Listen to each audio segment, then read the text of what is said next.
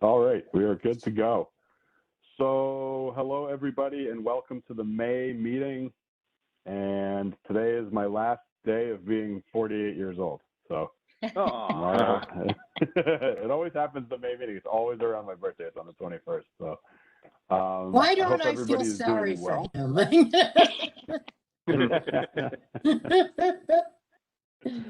Keith, it only gets better. In the group? It only gets better, right? Indeed. Am I the child in the group? Wow, I'm usually like, you know, when you work at a university, I'm like the ancient man. Everybody's 19, 20, you know. So. You mean the students? Yeah. Well, yeah. Sometimes the professors sometimes as well. But no. Anyways, I'm going to call the meeting to order. We've got everybody is here. Hello, Bruce. Just so you know, again, we have everybody except for Linda and Sarah. So they're not on the call. Sarah. Okay. Yep. And we're going to start off with the minutes. So we did not, just as a reminder, we did not have a March meeting at all. So there are no minutes from that. We did have a February meeting, and there was minutes from there. Oh, Santina's there, great. And we had the April special meeting. So I think we have to do this kind of one by one. So let's start with the February approval of the February minutes. Does anybody want to make a motion to approve those? Motion to approve. I move we approve the minutes of February. Okay. So Laura is making a motion, and Mike, I think you already seconded. Was there any comments or things we need to make? You made the changes, correct, Mike? Correct. To the April meeting, yes. Okay. Oh, that's right, because it was Jay that done the February minutes. So all in favor to approve the February minutes? Aye. All right, we've got a unanimous vote. And then same thing for the April minutes, a motion to approve them. Bruce has made a motion to approve them, seconded. Nate, all in favor? Aye. All right, everybody has done that. So that's good. All right, my introduction. So my main item is I'm very, very happy that we have a volunteer to step up into the secretary's role. Mike is even more happy because he was reluctantly taking minutes for us the last couple of times. So Bruce, thank you for volunteering for this, but we do have to take this to a vote to approve because you are a board member or whatever the technical term is. He's part of the executive board, I think is the term. Yeah, it's the executive board. So I mean, I think I'm going to like to make the motion to approve Bruce Pagny as the new secretary of the Bike and Pedestrian Committee. Does anybody would like to second that for me? I think Mike will. I will. Mike Mike is seconded. All right, let's take a vote. All in favor? Aye. All right. Oh, Okay. even Bruce is voting for himself. So unanimous. Right. Unanimous. Wonderful. I just put in the chair's introduction. You know, there was an article in the Fairfield Citizen. I just put that in there as a reference, so if people did not catch that. But thanks. I think it was Scott. You had forwarded that on to me, so thank you for that. I didn't happen to notice it, so it was great. The other thing too is that I did talk to Jennifer Carpenter about the possible return to in-person meetings. And so she said there's lots of talk and chatter about that, and they have not yet made a decision. So they're going to let the chairs know about that.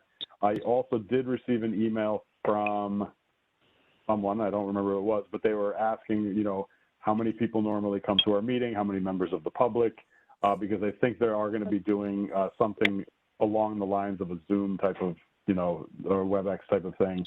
So there's the option for that. I just don't know what's going to be happening with that.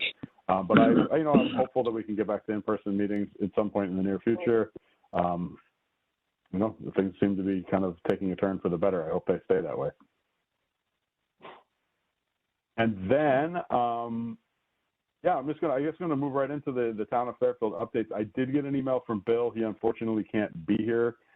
He did mention, though, he has kind of a list of lots of these proposed sidewalk ideas and other projects and things like that.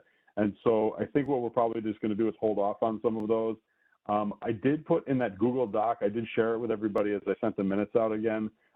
If there's a few people, I think Nate and Karen, just missing like your address and things like that. The town of Fairfield wanted me to send that in. So if you wouldn't mind just updating that for me. And I've got all the members in there now, and I've tried to put the former members and stuff like that. But I made another tab for a project list. And then Sarah, I think it was Sarah that mentioned, I'm sorry, it was Bruce that mentioned it to me the other day. Just as some of these ideas have come up, whether it's Wilson Street or Old Post Road or Pequot Avenue, there was a number of other intersections, Jackman Park, I think there was one. It would be good to kind of put a list together. And Bill, I think, has got the most current list. So I'm just going to try to get that from him and populate that in there. So we just have a record of some of the things that we're working on. And so that'll take care of Bill, and we'll go right to Santina. Are you here, Santina? I am. Hi. How is everyone doing? So I actually had a conversation with Bill. He kind of filled me in on some of the ideas that have been floating around over the last few meetings since I've been in COVID world. So just to kind of catch everyone up, we're in year 2 of the Preventative Health Block Grant. We have about $10,299 to spend by September 30th. And so that's what we used for Wilson Street in year 1. And so the 2 ideas that I really liked was the Jackman Park and continuing like a phase 2 of Wilson Street. And I actually talked to the state about it, and they were really excited about the Jackman Park one. So my question to Bill was, could we get a project done with $10,299? So he was going to look into that for me and see estimate how much it would cost and if we could get the project done by September 30th.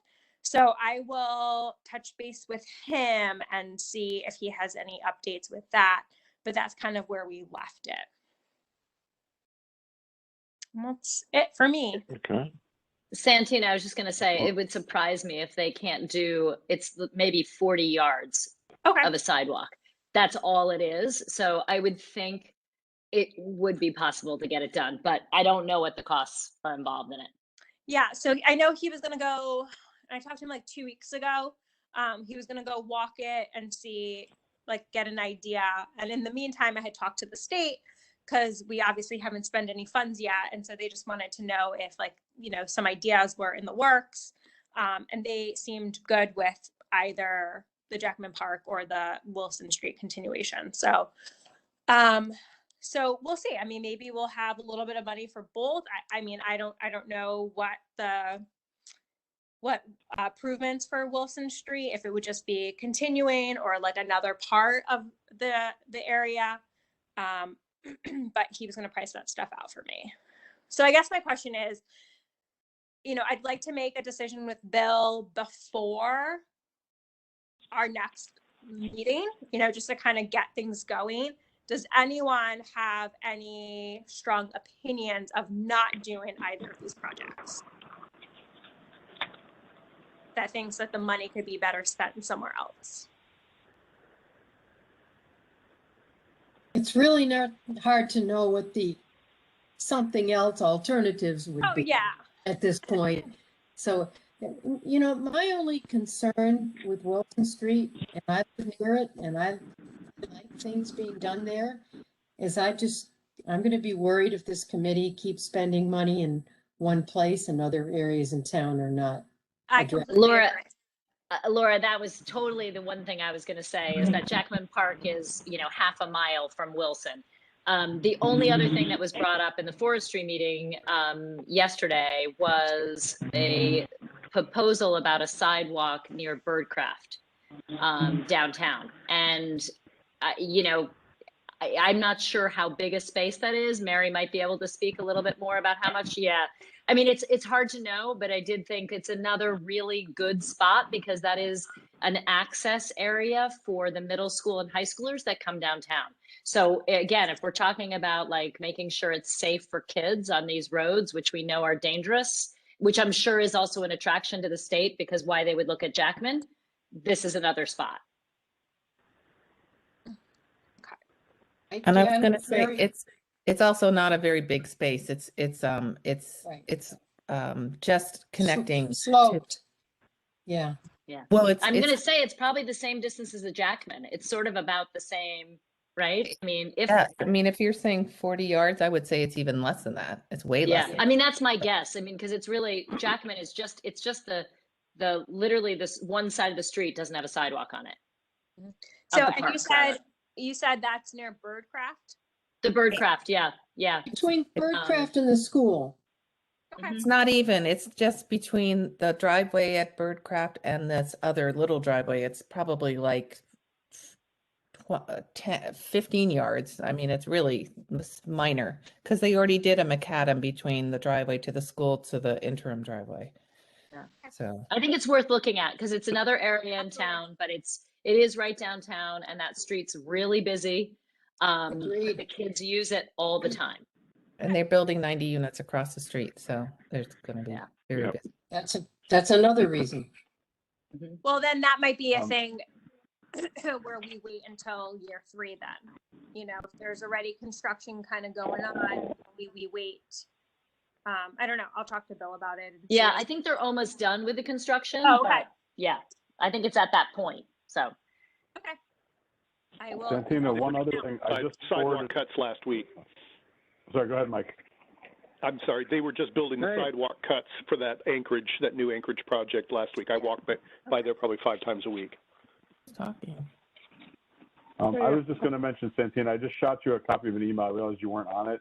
It was from the Southport working group, Judith Proctor and her people, and it was directed towards Bill Hurley. But they are going to be having a meeting on June 3rd, I think. They haven't set the time yet, but June 3rd, either 11 or 3. Bill had confirmed he has the time, but they are looking for, you know, kind of that area of on our beach route, putting more fog lines on the road, an electronic speed limit sign, what are they saying? Warning signs regarding the presence of cyclists and pedestrians. And that we already have some of those. So I think Bill had mentioned that to them. And then some survey work on about the possible widening of the road or sidewalk. So there's a whole bunch of ideas that we're floating around in there. So that might be another one that, you know, it's an area that's kind of come up many times on the radar, is that Pequot Ave. Okay. Too long. Pass me then. Okay, great. Thanks, Okay, everyone. I'm sorry. I was just saying if there's any other comments for Santina or.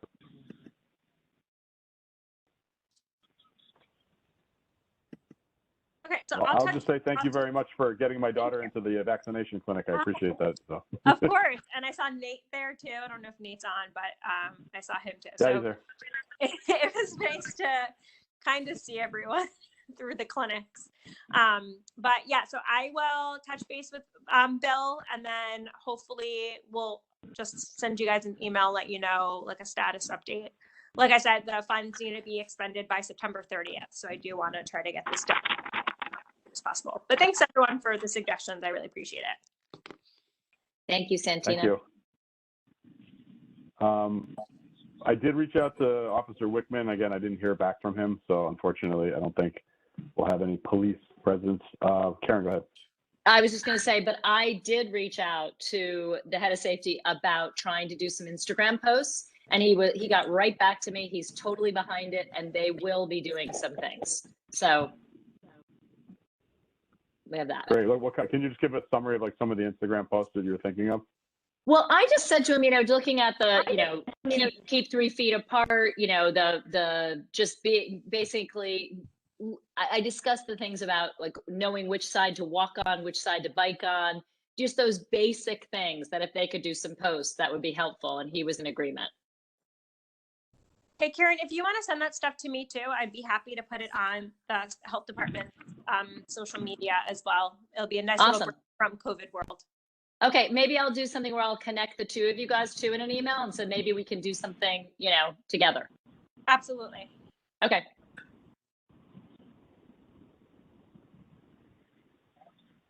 Scott, are you? I'm not sure if you're trying to talk or if you're on mute. Oh, okay. There we go. Thank you. I was on mute on my phone there. I just wanted to second what Karen was saying. I just have noticed so many people are walking and running on the wrong side of the street since COVID. And Nate and I are avid cyclists, and it's great to see people out. Obviously, they're out because of COVID. They can't go to the gym or they're stir crazy, you know, WFH working from home. But I tell you, it just seems like 1 in 3, 1 in 2 people are on the wrong side of the road and they don't know it. So I know we had a conversation about this in the last meeting, I believe, or maybe it was Nate, you and I had that, or both. But and the first selectman has put this in her emails in the past. I don't know if it's in every email that she sent out to the townspeople, but I think, as a committee, whatever we can do to just remind, let alone educate first, right? And remind second that that's a law, and maybe even go as far as explain, why it's a law for safety purposes. Because for the cyclists like Nate and I, it's very dangerous to have a person walking. We come upon them and they turn right into our lane, or they can turn right into a car lane. So a lot of people don't know it. This goes back when you're 16 years old and you get your driver's license, you learn it. But a lot of time goes by from 16 to 30, 40, 50, 60. So again, just supporting what I'm hearing. Whatever we can do as a group to educate and remind that they should walk and run on the right side of the road. Scott, Especially when there's not a sidewalk. yeah. I'm sorry? But even when there is, I see it. It's amazing. I want to give you an example of what happened and why people really don't believe it. I was biking just a few days ago on one of our bike routes on Woodside, and there were 4 people, 2 and 2, walking in the shoulder on the wrong side of the road. So of course I had to go around them. And I say this all the time when I go by people like that. First of all, I say, on your left, yell it, because they can't hear me. That's one of the reasons it's unsafe. They might just move to the side and then boom, I'm running right into them. So I do that. And then I said, as I passed, it's safer to bike in traffic. I just make that statement. And the woman said, whatever.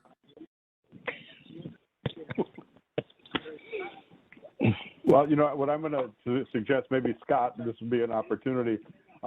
We have put this stuff in their newsletter before, in this first selectmen's newsletter. Maybe if you would like to write up something very brief, they usually like it quite short. But even if it's just like, walk on this side or whatever, and then we can have a link to a longer, if there's a longer description. But if you wanted to put something together, there was one, if you go back a few of them, she ran it for kind of the fall months, and then it went away for the winter. But I think it's a great time. This is the time right now. Everybody's getting out of school, and, people are going to be out on the roads when it's warm. But definitely they're more than willing to put that into the newsletter. And then if we can take some of that, Karen, and then help use that for the tweets, either from the health department and the police department, kind of a multimodal approach. I think it was a good way to do that. All right, so I'm happy to do that, Keith. Just protocols. Would I produce a draft and share it with the group, or just go forward and send it off to the first selectman's office?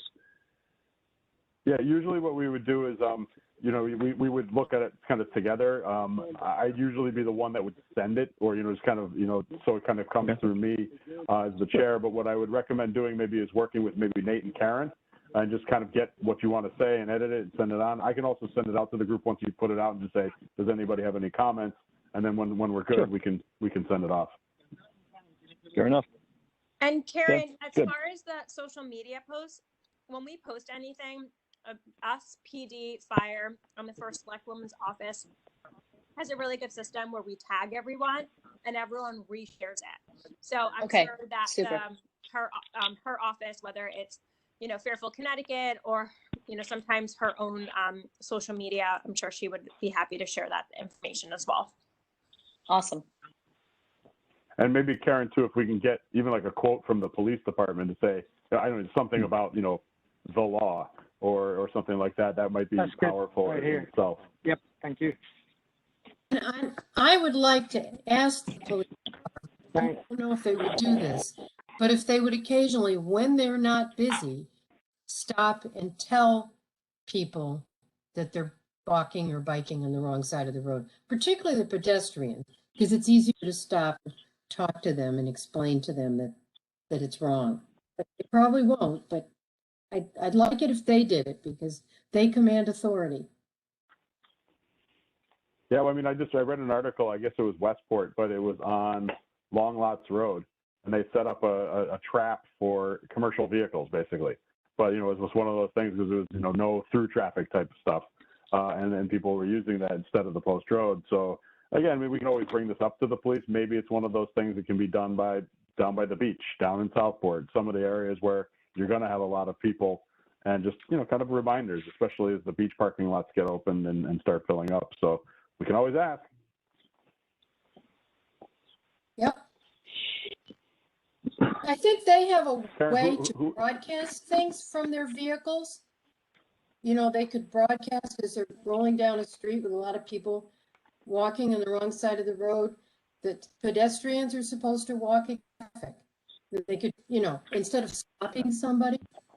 Anyway, we can talk to I do them. remember Officer Wickman, that he had told us that they also had they had done in the past the positive reinforcement. And so it was more for helmets, but it was, you know, they would hand out ice cream cone certificates.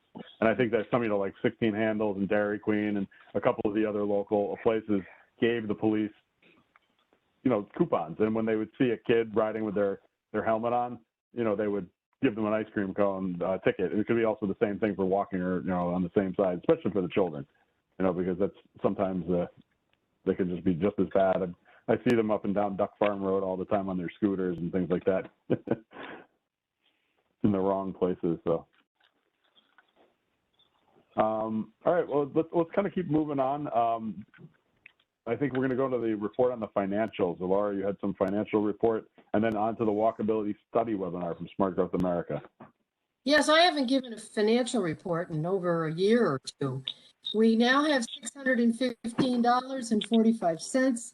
We reimbursed $25 to one person who went to a seminar a few months ago, and we've had no new income since August of 2019. I think that's all you need to know, unless somebody has questions. Laura, could you say the total amount again? Your microphone cut out right as you said it. $615.45. All right. Any is that road race coming back this year, you think? Yes, it is. Linda sent something out. They are doing it. She's not going to be around. Ed's not around. Does that leave me? I'm sure we can get some more volunteers that are not running. What's the date? And they paid us, what was it, $50 a person, or? $50 a person. I think they've changed. Well, they had changed it back to being the first weekend in June, but now I think it might be later. I've got to look it up. I'll find out. Okay. Is that Stratton Paxton? Was that the road race? Right. And so Saturday they do the 5K, and then Sunday is the half marathon. Marathon. But we just do the Saturday, so it's literally 2 hours worth of volunteering. You know, you just set up the water and clean up. It's just whoever from this committee wants to volunteer, and we get $50 per person that volunteers. In fact, my husband's come, and they pay us $50 for him too. Like, it's, you know, anybody who comes, but we're there on behalf of the Bike Ped Committee. Yeah, I might do that. Anytime. Okay. And Scott, were you raising your hand? Yeah, thank you. Just being, you know, second meeting here. Where does the money come from, and how do we spend it? I mean, it's a pretty macro questions, but $600 is not a lot of money. So I'm curious where that comes from and how we kind of summarize how we spent it in the past. So it's the Fairfield Beach Area Association that pays that out to volunteers who come in. And the $600, it was $750, I think originally, was really because for the past 6 years, myself, my husband, Linda, and Ed and Ed's brother would go every year. And so we make $150 or whatever it was each year. And that's why we've raised the only amount of money that we have in our coffers, so to speak. That's the only income source. We have had some expenditures. I think if I have to go look at my notes, if I took away all the expenditures, we've actually had a total income of over $800. But we spent some money on on designing things, where we've had an artist from Sacred Heart do a couple designs, and we've printed a few things from that. So we've got the town and the health department to print some things, but others we've done. So We haven't spent much. Yes, the bike handlebar. Yeah. Yes, so I Yep. just looked up the date. Yep. It's June 26th. Might be a little bit of a crazy day for me, but I might be able to do it early morning. It'll depend on the timing. Mary's saying, no, don't do it. I have a very big event that I'm running that day, but we'll see. So it is after our next meeting. Yes. Yeah. Unfortunately, I think I'm in Pennsylvania that day. So. Well, you know, again, if people can do it, people can do it. You know, that's been, we don't, and just so you know, Scott, we've never, the town does not provide money to the committee. It's basically we're on our own to try to raise it if we needed it or things like that. And we really don't have too many expenses. Many of the things that we've done in the past, even events that we've done, we've partnered with people. So for example, that was something that I was hoping Linda would be here, but we can start thinking about events again, I think. We've partnered with the History Museum for doing these biking and walking history tours of the town. And they've taken care of all of the expenses and the sign up and stuff. We've partnered with, who else have we partnered with? The police to do a safety day. The health department does. So, you know, there's a lot of different ways that we can connect. Earth Day with Mary Hogue, we've done things. So, yeah. Great. And Good, Scott, thank you, just to thank you. introduce myself, Yep. I'm Santina from the health department, and a lot of the bike routes and the sidewalks that the committee's been able to do has been through a grant that the health department gets from the state of Connecticut. Great. Thank you very much, Yeah. Santina. Thanks, everybody. Santina's like our sugar mama sometimes. She's always providing lots of money for us. I sure am. Actually, the health department has been phenomenal. They've helped us with getting some of the bike routes and putting the paint down and those signs and all this other stuff. And so, you know, it's been very nice with the conjunction of you know, the town engineer being very supportive and the health department being very supportive. That's how we've been able to do some of these projects. They're not huge projects, but, you know, actually along that same line, I do want to mention that the students at Sacred Heart from the Environmental Club have put together a sustainability plan, and one of the features of that is the Merritt Parkway Trail and the first mile between 46 and 47, and it's raised some eyebrows in a positive way. And you know, I think that I invited Bruce Donald, who came to our last meeting, to talk to some of the senior administrators there, and they were very interested in it. You know, it seemed like he really did a nice job of talking about how it can become really a jewel, you know, jewel in the crown. They're linear parks, basically, and they've become some of the most sought after things that cities or towns could do, to have a linear park. And especially if it's a partnership with, you know, a bunch of existing things like a university, and there's two, you know, large housing projects that are going up in those areas as well. The real estate developers love that stuff, to have connectivity for bike and ped stuff. So we'll see. It's those things are taking a long time to do, but you never know. It could be moving forward. I guess, Laura, you want to just continue on with the Walkability Study webinar? Yeah, I don't know if anybody else signed in. Mary, you might have. Did you? No. This was done at the Maryland Department of Planning, which is related to Smart Growth America. And it was a talk by Jeff Speck, who wrote a book called Walkable City in 2016.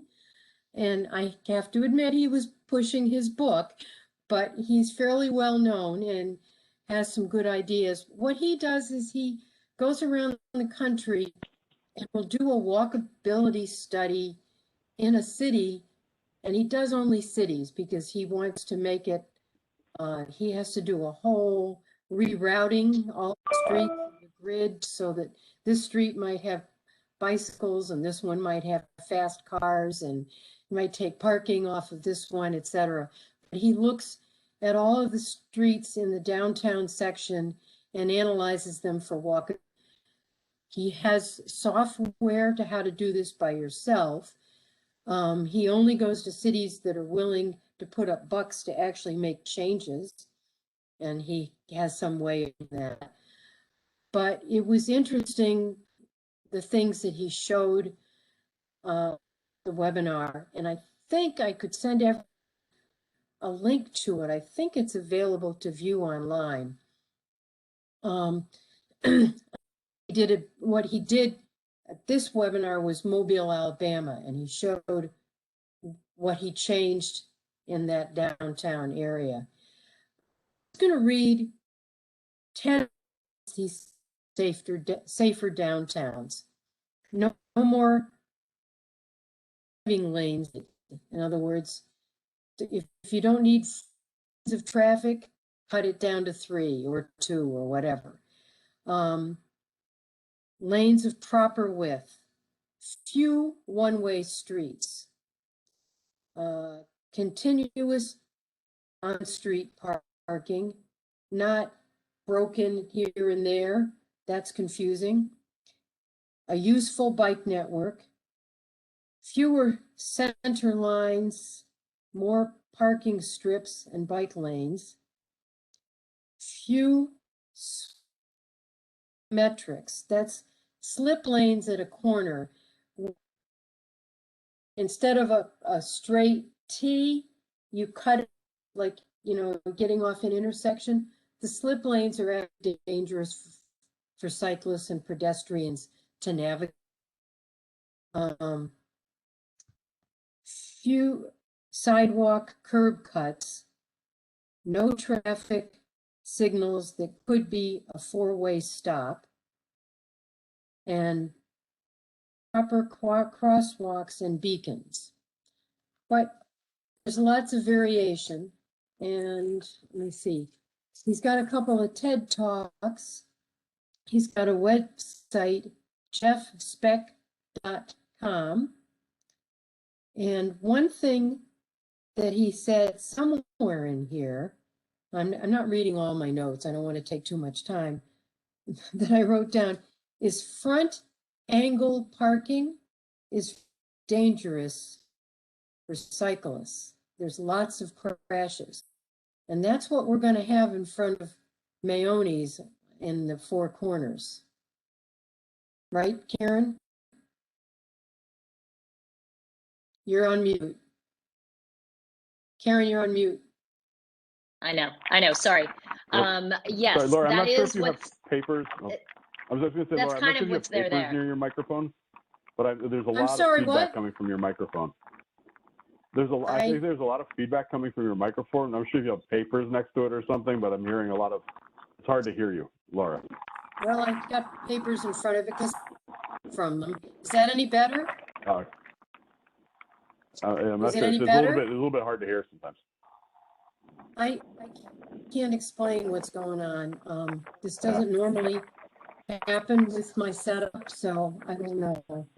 Anyway, Karen. Okay, sorry. Go ahead, Karen. I was just going to say, yes, Mayone's currently has straight in and out, and then it'll be angled. So I'm not sure it's not an improvement, but I don't think it's any worse than what it currently exists. Well, he said he recommends against front angle parking. There are more crashes with that type of parking than any other. There have been a lot of incidents. I'm just mentioning it so we keep an eye on it. And I'll send everybody the link if I can find a link to a replay of the webinar in case you're interested. Mary did send a link already in the chat if everyone can see that. And there's a couple others I'll add to the chat that was brought up at the forestry meeting, which was 10minutewalk.org and 15minutecity.com, which are also interesting sites about, just walkabilities. Yeah, I guess since you brought it up, we can just jump to it. I was going to ask Brenda to sign the 10-minute walk pledge. It's a nature conservancy, or it's a Trust for Public Land initiative. I just thought it would be a nice thing for the town to be able to sign on to it. And I think with all our pocket parks and open space, it would be a selling point for the town. I'm meeting with Mark Barnhart to go over Sustainable CT. He's about half of Sustainable CT. So we'll be spending a long chat together. And I think he'll be very excited about that idea. So I was actually going to ask him to ask Brenda to do it, but I thought that you guys might be interested in the idea of it. So I wanted to let you know. Mary, could you just kind of describe exactly what it is? I'm not sure. It's just a pledge that says, or, you know, the idea that we endeavor to make it possible for our citizens to be able to have the ability to have a green space within a 10-minute walk of their home.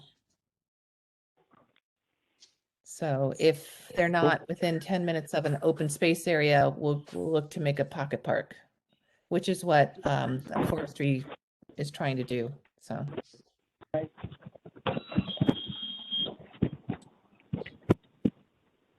Excellent. So actually, just kind of taking us to the next part of the agenda, and so I don't have any updates from the Board of Selectmen or Selectwoman. So Sustainable Task Force and Forestry Committee, you know, again, if there's any updates that specifically pertain to bike ped, that'd be great. And it's mostly Mary and Karen, so I'll turn it over to you guys. And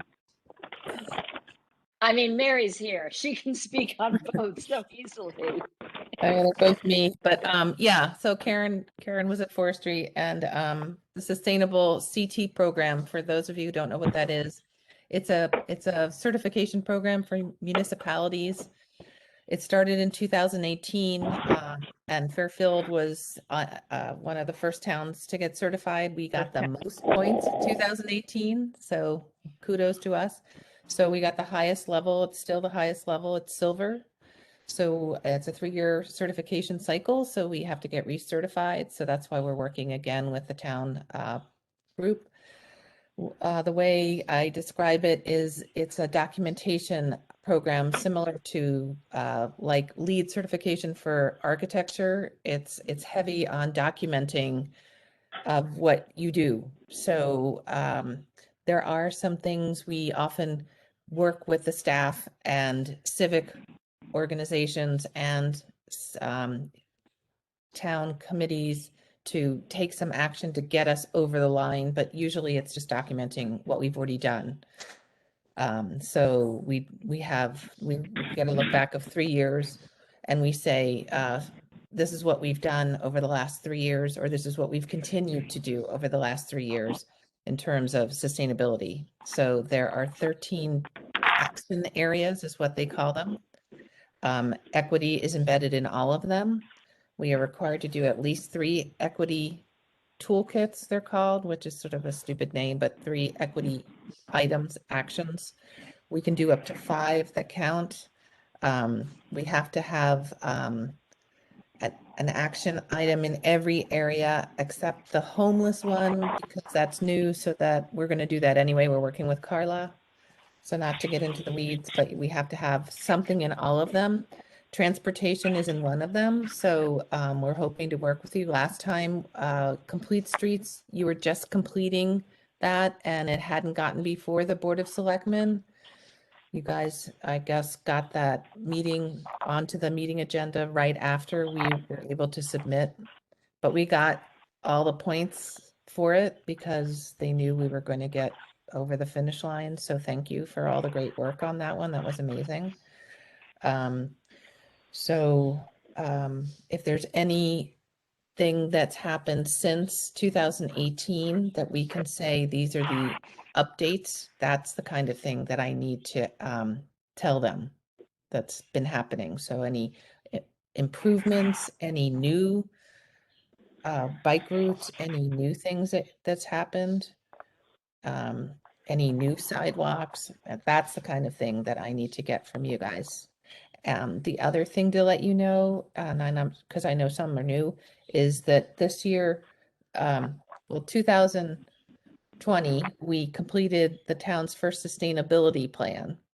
And then we declared 2021 the year to create the actions off those sustainability plans. So we chopped ourselves up into subcommittees. So we do have a subcommittee for transportation. So if anyone's interested in joining the subcommittee for that, that meets monthly separately from our task force. And I can tell you when that is, but it's in the morning, one weekday morning. So that's So we're working on submitting for Sustainable CT. The submission deadline is August 25th. Mary, I was just going to say, can you, just because we have some new members too, just sort of explain why forestry and the Sustainable Task Force is why we can work so well together with the bike ped, like we talked about yesterday. I think it's a really interesting piece to explain. I mean, it sort of goes along with Complete Streets as well. Right. Well, Complete Streets, yeah, is very tied to forestry because within the Complete Streets, it says that you should be planting street trees. It's a very big calming influence for the traffic. So right within Complete Streets, it ties very directly with the Forestry Committee. We have a tree planting program. We usually plant about 200 to 250 trees. This year, we're probably going to plant close to 400 trees. So every year, Fairfield is one of the leaders in the state in terms of planting street trees. We charge $200 for our residents to plant about an 8-foot minimum street tree. We have two types of trees, whether you're under the wire, you have a lower growing tree so it won't grow into the wire. We have a shade tree that you plant on the other side of the street. And I'm not going to go into the weeds, but if you go into the tree planting program site, you can see all this very beautiful, very graphic street tree list. And it's really very well designed and curated by our committee. And our committee handles pretty much all of the customer interface. And they've been doing that for about the past 5 years. So that's the Forestry Committee. We're working now. We have 2 new members that are very into messaging and social media. So we're working on helping with and a 5th grader who wants to, his dream is to have every kid under the age of 18 to plant a tree to save the planet. So we're working with him as our front man to work with people to plant trees on their private property, because as a town committee, we can't really work so much with people on their private property. So we're working with him and his 4th grade gifted and talented project to something's like the wind sorry, it's very disconcerting to and we have a brochure in Right Tree, Right Place to work with we have an education committee to work with her to get the word out about that program.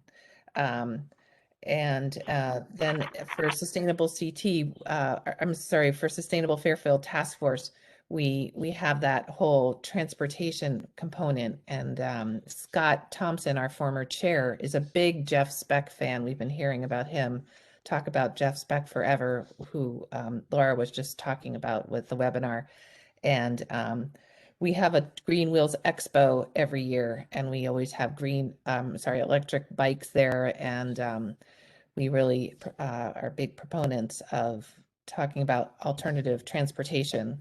So we correlate, and we have actually worked with on the Forestry Committee. I don't think we ever got to it for some reason, but we had tried to do a walking tour in the downtown area. We have 6 signs.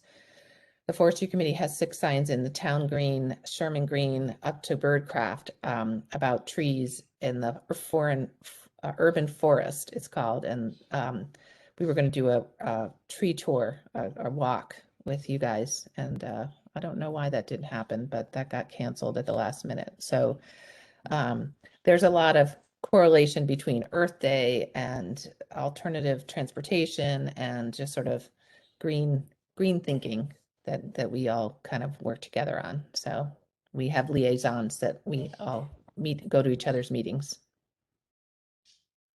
Was that good, Karen? Yay. Thanks. I'm not sure. I've muted everybody. The only person that was not on mute, Mike, I'm not sure if you can mute. There's just a lot of static. I'm not sure if I'm the only one hearing it, but I'm being stock still here. I'll put myself on mute. Okay, yeah, I just want to make sure it's hard. Oh.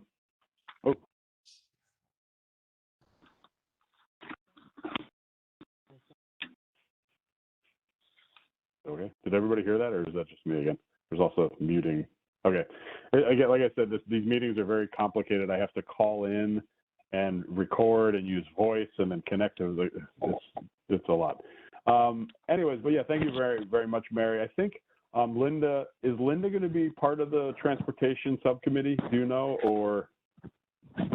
No one from your committee has signed up to be on the transportation committee.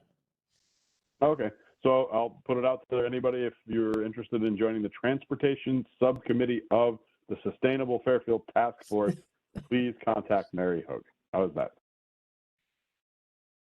Okay, thank you.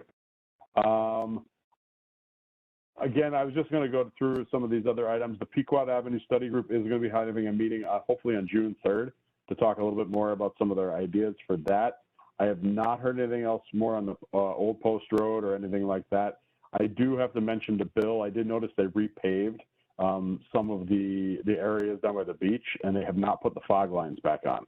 So I'm hoping that they're going to be doing that because that's part of our original very first bike route, and it doesn't have its fog lines on it anymore. So I'd like to get those back. We still have, you know, Karen, I know you've been reaching out a bit to the police, the police commission. I'd like to really get somebody from the police department that we can get to come to the meetings more regularly.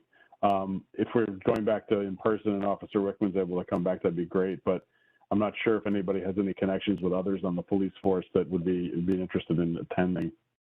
I'm happy to reach back out to Mike Parrish and to see if he, you know, if there's someone from the safety committee who wants to join us, and he'll be able to ask Gary if he wants to come back. But I think Gary he did mention he was close to retirement, so it might be that it's just not something he wants to do right now. But I'm sure we can find someone. Okay, I actually happened to notice today at the graduation ceremony there was a number of bike patrol police that were on campus, and I wasn't sure if they were Fairfield or Bridgeport, but I do know that we do have some Fairfield bike police as well. It'd be great to have them kind of join the committee. Nate, the bike ped master plan, I know you're going to take a look at that again and see if there's anything we can do. It's probably a 10, 15-year-old document now. Yeah, I had a chance to read through it. Actually, can you hear me? Hello? Yep. Okay. Yep. Scott actually was proactive and reached out to me, and I think we're going to try to get together either in person or remotely in the next week or two to sort of look at it. It does need to be readdressed because obviously some of the goals that are on it have been achieved. Certainly, we have a number of routes in town. We have a complete streets program, et cetera. So it definitely needs to be reworked and to keep it in line. I've done a little research on other towns and cities nationally on what their master plans look like, and I need to sort of distill out what's there and boil it down into something that's going to be a more concise document. They can be a little wordy, and that is hard to sell sometimes. So you said you're going to be working with Scott on this, right? Well, I volunteered Scott for it. He reached out to me about it, but he's smiling, which is a good thing. So no, he reached out. He had some questions about it. I'm not sure if I've wrangled him yet or not, but he's on my short list. Let's put it that way. Well, that's good. And I was just thinking about it too. It seems like if there's any additional routes that we can propose and things like that, this is probably the time to start thinking about that. Or improvements to the ones that we already have, and anything else that's in that bike ped master plan. Definitely to see like what we've actually accomplished would be nice to see. Sure. The creation of this committee was one of their main recommendations, and so there's a win. Right, that's fully baked. The complete streets is fully baked. I mean, there's a lot of things on that plan that we can chalk up to as successes. We need to look to the future and try to figure out what we want this committee or this town to look like in the 10 more years, and how does that what does that mean in respect to cycling and pedestrian, and so we've got work to do, and anyone who wants to come along for the ride, it's absolutely welcome to. And Nate, we did discuss, like he and I had talked about a route that we knew was potentially going to have some pushback on. The issue was there's no money. Right. So there's no money. We're using the health department money. So we can choose and bring in front of the police commission a route that we propose. The problem is just it's not going to be painted right away. But that doesn't mean we should stop doing that, or that we should stop proposing that just because of that. You know, even if once we do have the funding, we can go paint it, I think that's great. But I think stopping all of that is an issue. You know, I think we need to go forward with it, you know? I agree. I think also we need, I think as a committee, to potentially find a way to raise funds so we're not as reliant on people volunteering their time every Saturday, every June for a few hours. You know, so if we could find a way to do something potentially bicycle related in town to bring some funds in, that gives us a little bit more clout, so we can have some feasibility studies or whatever done to talk about these routes, and maybe have more professional, when we go to the police board, if we can have a more professional presentation, we may have an easier time getting some of these routes passed. Yeah, Scott that's wants great. to Scott, jump go in. ahead. Yeah, you're muted, Scott. Let me unmute you. Oh. Unmute me. Okay. Thank you for allowing me to unmute myself. Thank you. Yes, you and I talked about this a little bit, but I think that safety is crucial. Routes are great, routes. But you know, a lot of my friends who don't bike, they're afraid to bike, which surprises me because I'm out all the time, as is Nate. But I think I'm unusual, so I think that I'd rather focus on the more usual constituency, which are people who just aren't comfortable on a bike in our town, or for that matter, any town. It's not anything wrong with our town. So I think safety, in my point of view, is something that you and I, you know, need to weave into the master plan, and somehow, you know, create, I guess, awareness, or create some type of initiative that makes people more willing to get on their bike from their driveway and go for a bike ride. You know, things like, as we talked about, you know, those 3-foot distance of space between a driver and a biker, which I know is not something the town does. It's privately done, I think, by the Sound Cyclists. But you know, if drivers can give space to bikers, and if walkers and runners are on the correct side of the road, then I think that would be help to alleviate some of that concern of people who don't feel comfortable on a bike. So just kind of, I'm thinking through, trying to figure out what we can do as a committee to do something to create that kind of ecosystem where people are more comfortable on a bike and go for a bike ride wherever it might be in the town, if it's on a predestined route or not. And I would say definitely that's something that's come up multiple times over the years, is safety, outreach, enforcement, and just making improvements across the board. And then we've talked about multiple things, and always it's a good thing because it never ends. You know, one of the other ideas that we've always talked about was education, especially at the younger levels, and for the younger children, you know, almost to educate their parents as well, and trying to work with school boards. And these are things that we've started in the past, and, you know, sometimes they're successful, maybe not as successful.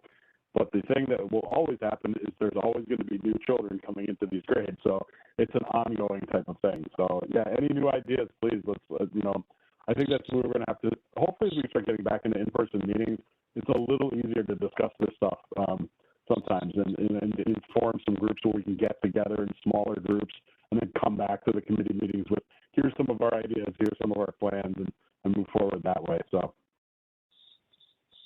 just a reminder, I have about 6 minutes left before I have to leave, so I want to make sure we can get through the rest of that. There's not really many things left on the agenda.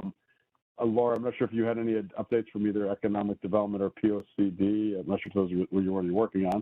But you saw what I sent, right? I copied you. Possibly. I get 300-400 Because I could talk, it would take me 10-15 minutes to cover what I did. So okay. Since I'm at the end of the meeting and there's no time, I'm going to give just a few big highlights. The POCD needs to be updated. And by the way, it's somewhat duplicative to the bike ed master plan. It included elements of the old, and still does, because they haven't changed since the 2016, includes elements of the bike ped master plan, as well as the complete streets proposal, or actually there was complete streets in the bike ped master plan. First thing I did is I took all the complete streets verbiage and suggested you take it out, and I replaced it with the complete streets verbiage that's in our new complete streets policy. And I also referenced that we've bike routes. I named 3 of them. That I have, right? Is 3 bike routes officially? Is it 3 or 4? I have a map. I only saw 3, so I can change it if it's 4. The I think it's citizen 3. article said it's 6. the library to library, beach, and the lake to beach, correct? Plain. Lake to beach, but Mill Oh, Mill Plain, but Plain, they Mill kind of Plain. connect, yes. So I guess technically 4, but.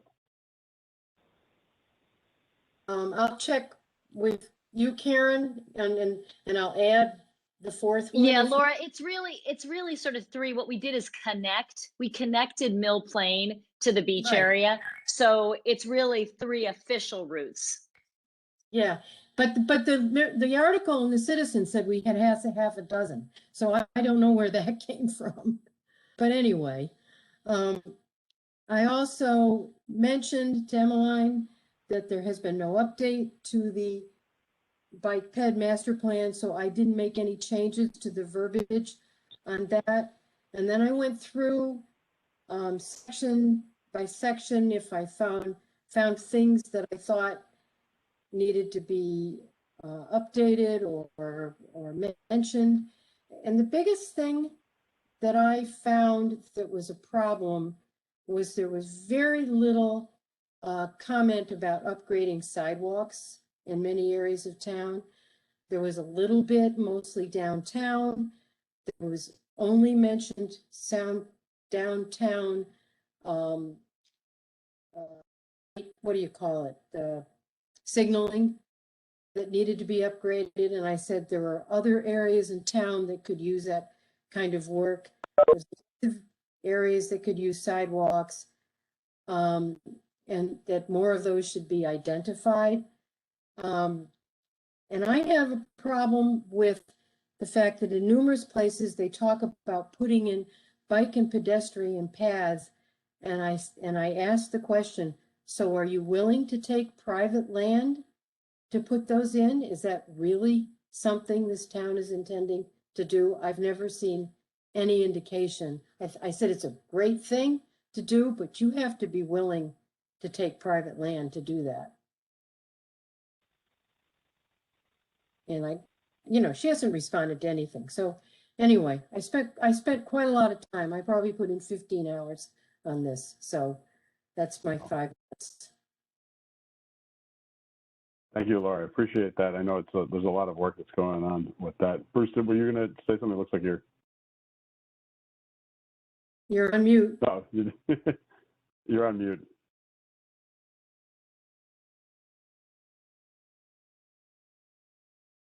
You have to unmute. Still muted. No, I was just taking notes. Oh, okay. I wasn't saying anything. I do know that the World Remembrance Day, Sarah's definitely working on that, and she's made some outreach efforts to possibly reserve the town green. I haven't heard exactly I think they're going to get back to each other on that, so that's coming up.